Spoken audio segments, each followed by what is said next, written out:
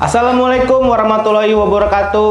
Halo Creative People, baik lagi bareng podcast kita, Podcast Talk with BPKK Bekasi. Sebelumnya, perkenalkan nama saya dengan Erik Manik.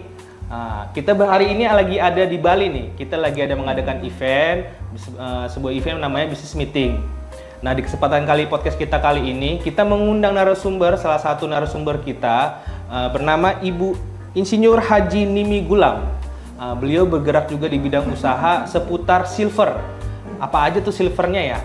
Langsung aja kita sapa dengan Ibu bersangkutan, Ibu Insinyur Haji Nimi Gulam. Tepuk tangan dulu teman-teman. Assalamualaikum Ibu. Waalaikumsalam Mas Erik. Halo Creative People, Assalamualaikum. Apa kabar nih Ibu? Alhamdulillah, sehat, baik, sehat. Alhamdulillah, masih semangat. Jelas, kita harus semangat terus Ibu ya. Betul, betul. Oke Ibu, langsung saja. Mungkin Ibu bisa memperkenalkan Ibu siapa, lalu apa usahanya, siapa tahu bisa sebagai motivasi untuk teman-teman TKM kita. Baik, terima kasih Kak Erik dan terima kasih undangan yang luar biasa untuk bisa bareng podcast, sharing ilmu, sharing pengalaman bersama. Nama saya Nimi dan kalau bercerita tentang memulai suatu usaha, sebenarnya saya bukan asli Bali, tapi background engineer, insinyur, lulus tahun 93 itu langsung bekerja loncat-loncat antar pulau, akhirnya tiba di Bali. Oh, istilahnya nyangkut di Bali gitu nyangkut ya, Bu ya? Okay. Di Bali udah 25 tahun. Oh, nyangkut lagi kalau itu. Betul, Kak Eri. Oke. Ya, dan karena background engineer, pada saat selesai lulus kuliah, saya bergabung dengan konstruksi untuk mengeksplor ilmu engineer. Pada saat itu saya konstruksi sipil. Jadi saya bekerja di pekerjaan umum, ada project Nippon Kei. Waktu itu tahun 97. Oh, udah lama juga. Ya, udah lama ya. Oke. Memulai project selama 3 tahun, akhirnya tiba-tiba krisis menimpa Indonesia. Oh yes, krisis semua moneter. Bantuan krisis moneter tahun 98-99, semua project dari luar dihentikan. Oke. Ya, dan saat itu kami semua berhenti. Akhirnya saya, karena pada saat itu karena kita masih muda, explore diri lebih banyak, saya ingin mencoba di suatu usaha yang lain, bukan lagi project atau ini marketing. Karena saya lihat kok enak ya ketemu orang. Yes, betul. Saya paling seneng belajar karakter seseorang. Akhirnya saya memulai suatu company, itu farmasi. Nah, beliau company itu jauh banget. Tapi pada saat itu salah satunya lowongan untuk ke Jawa hijrah. Pertama datang ke Surabaya cepat aja, kemudian ke Bali untuk memimpin suatu area, langsung memimpin. Ya, bagaimana mengembangkan suatu produk, suatu ini. Akhirnya leadership kita keluar kan. Dan alhamdulillah sukses. Saya sampai dikirim ke Swiss dan kerja di perusahaan Swiss cuma 2 tahun. Selesai kontrak, saya explore lagi, saya balik lagi, saya kerja di tambang. Tahun 2008 sampai 2015 saya join dengan di Nabire, tambang emas. Jadi waktu itu ditunjuk langsung pemerintah Australia dan Indonesia, saya sebagai direktur communication. Mungkin karena pengalaman dengan marketing ya, saya bisa cuap-cuap, dipercaya, bisa meyakinkan investor untuk membantu masyarakat Papua mendatangkan investasi.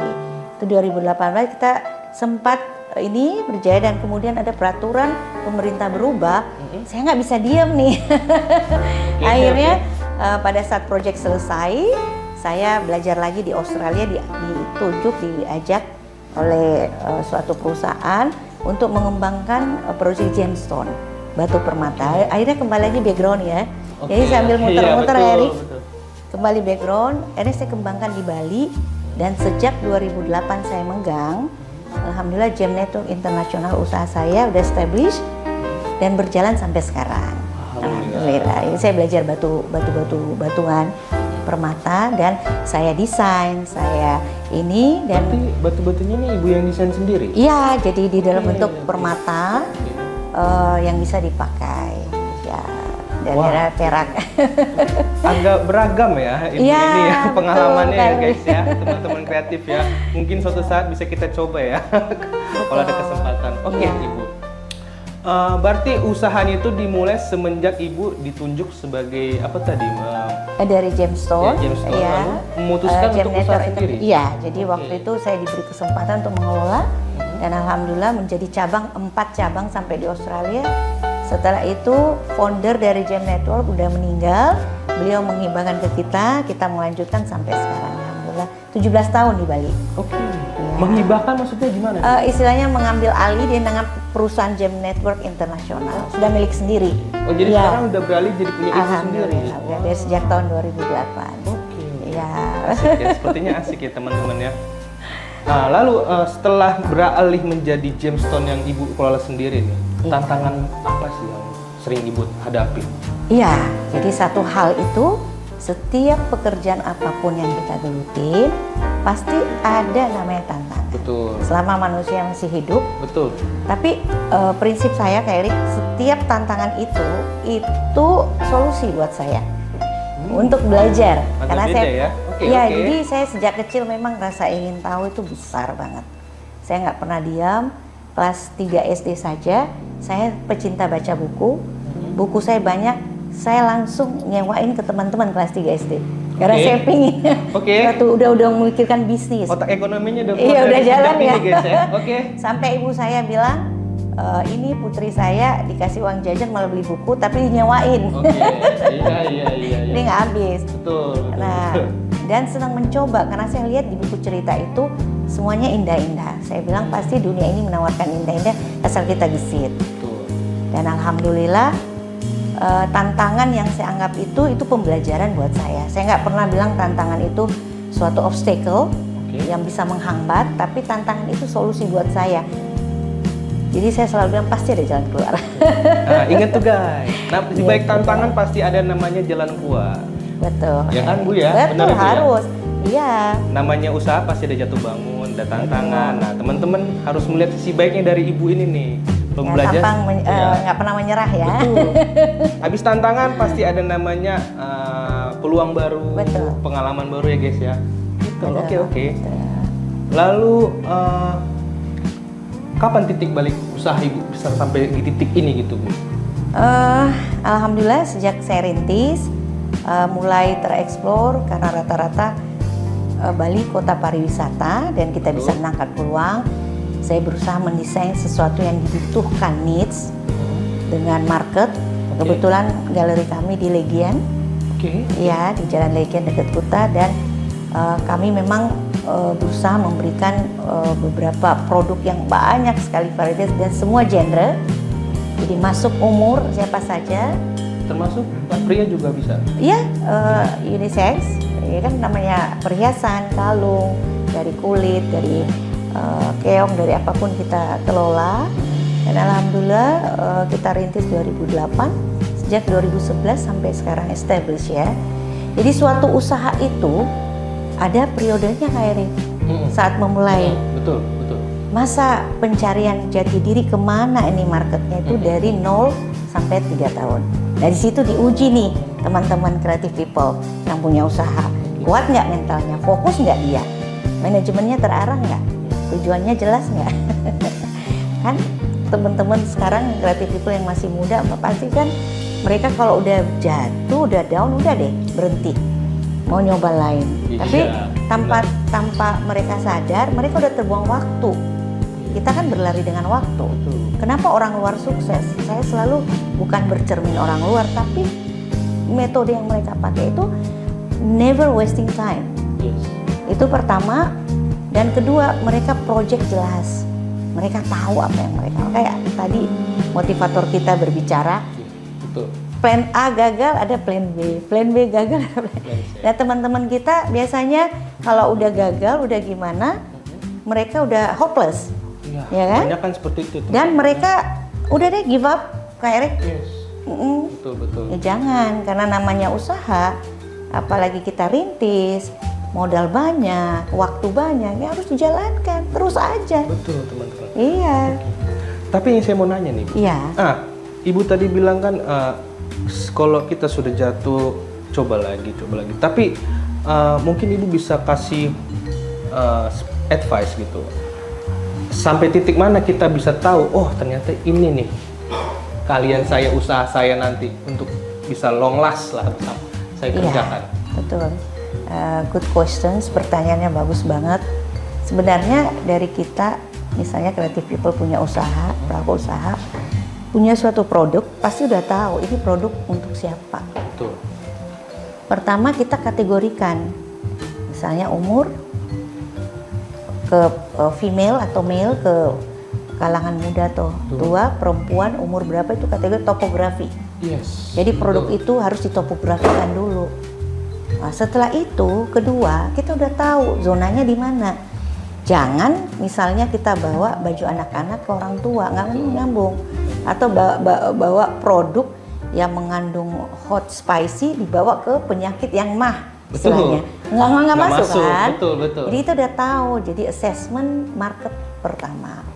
Nah, kedua berapa kompetisi. Dia harus inovatif. Kemudian ketiga packaging, keempat legalitas, keenam dan lain-lain. Itu yang harus penting dulu ya.